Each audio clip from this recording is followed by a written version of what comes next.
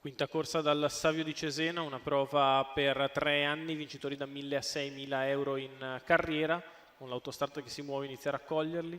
All'1 Snorre Ek, 2 Gianira Kaf, 3 Giordani LJ, 4 Garin Lubi, 5 Gilly Star Day Room, 6 Gioia Trio, in seconda fila 7 Gelso Moro OP, 8 Gennaro Jet, 9 Guantanamo Trio, 10 Gala Wise L. Macchina inizia a prendere velocità, si prepara al lancio.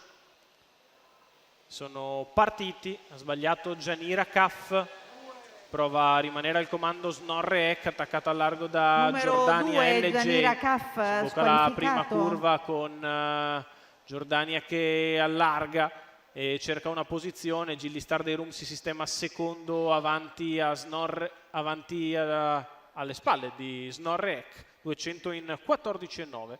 Snorre al comando, in seconda posizione Gilly Star Day Room a precedere Giordania LJ, quindi Garin Lubi, ancora Gioia Trio, poi Gennaro Jet che risale in terza ruota dopo i primi 400 metri in 37. In vantaggio Snorre, Giordania LJ sposta dalla corda, non si fa coprire da Gennaro Jet e avanza allo scoperto. 600 metri passati in 47,1, la Snorre che prosegue in vantaggio, nella sua scia Gilly Star Day Room, di fuori Giordania LJ, seguita da Gennaro Jet e da Gioia Trio. Terzo in corda è Garin Lubi che precede Gelso Moro OP. 1,2 per i primi 800 di gara.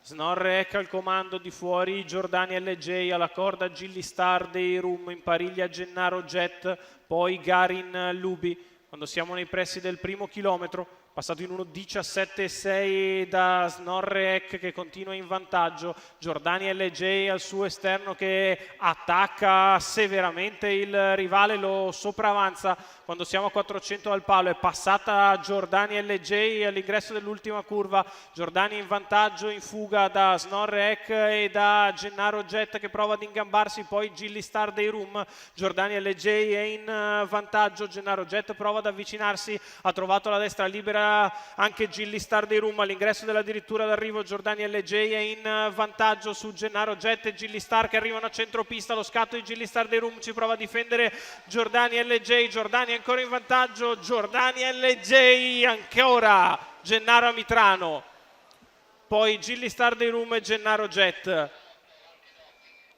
Successo di Giordania LJ, Gennaro Amitrano, Mattia Orlando, i colori della scuderia Santese. La figlia di Varennes in percorso esterno, come Forest in precedenza, arrivano tutti trottando così, ma vincono tutti.